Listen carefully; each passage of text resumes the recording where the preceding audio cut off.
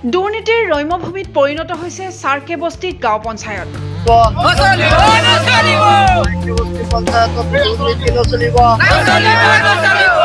নখুটি চাৰ্কে বস্তি গাঁও পঞ্চায়তৰ অন্তৰ্গত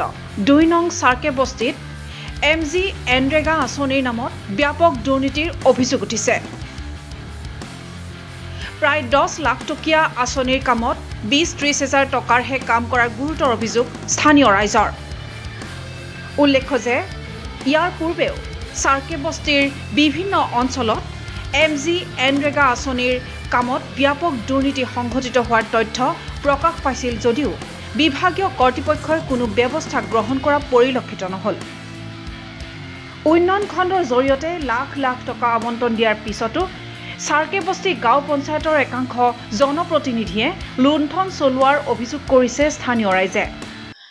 আমরা মনে বহুত দুঃখ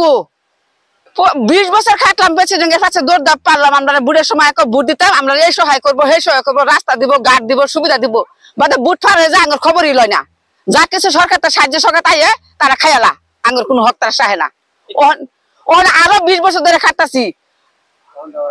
ওখানে যা রাস্তা একটা আছে দালালরা খাই আসছে আমার কোনো রাস্তাঘাট দেয় না আমি বাইতে বাড়ি বের হয় না রাস্তা লিখে পুরা ফানিশ করে দিবার পাই না গড়তে বাড়ি বের হয় না আমরা এরকম অসুবিধা পড়ে রয়েছি আঙ্গর সাহায্য সহায় আমরা কোনো কিছু কে লিখে পাই না আমরা কি সরকার কোনো নাম নাই সৌদুরে বানাইছে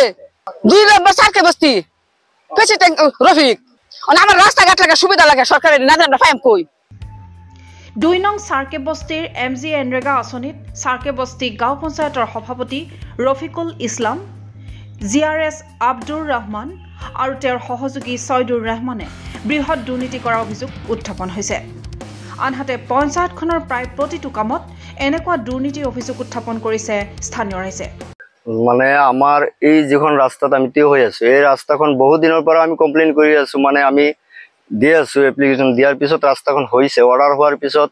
কামটো আহিছে কামটো কৰাৰ লগত ইয়াত 9,48,000 টকাৰ বাজেট হৈছে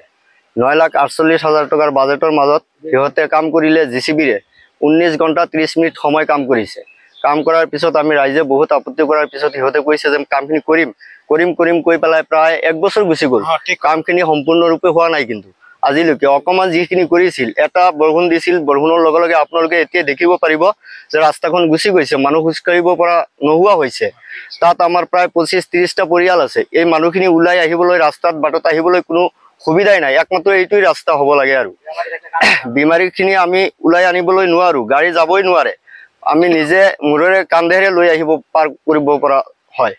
কিন্তু আমাৰ এই ৰাস্তাখনৰ কাম সিহঁতে সম্পূৰ্ণ নকৰে আৰু যিমান টকা আহিছে হিমানখিনি হিহঁতে এটো চাৰ্কে বস্তি গাঁও পঞ্চায়ত হয় আমাৰ প্ৰেসিডেন্ট প্ৰাক্তন প্ৰেসিডেন্ট আছিল হি ৰফিক প্ৰেসিডেন্ট আৰু তেওঁৰ লগত কাম কৰিছিল ছয়দুৰ ৰহমান হিহঁতৰ নেতৃত্বতে কামখিনি হৈছে আৰু এই টকাখিনিও আত্মহাত কৰিছে আমি কাম কৰিম বুলি কৈছিল হিহঁতে ইতিমধ্যে আমি খবৰ লৈছো যে যিমানখিনি টকা আছিল সকলোখিনি টকা হিহঁতে উঠাই লৈছে উঠাই আত্মহাত কৰিলে আৰু এতিয়া আমাৰ কামখিনি নকৰে হিহঁতে আমি চৰকাৰৰ আহ্বান জনাম যে আমাৰ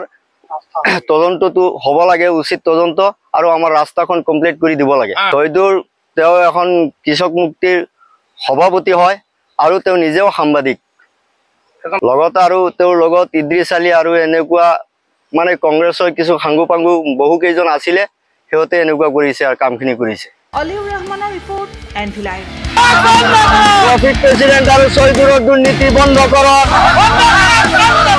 ট্রাফিক প্রেসিডেন্ট আর ছয়দুরের দুর্নীতি করা বন্ধ করক চার্কে বস্তির দুর্নীতি করা বন্ধ করক আমার রাস্তার দুর্নীতি করা বন্ধ করক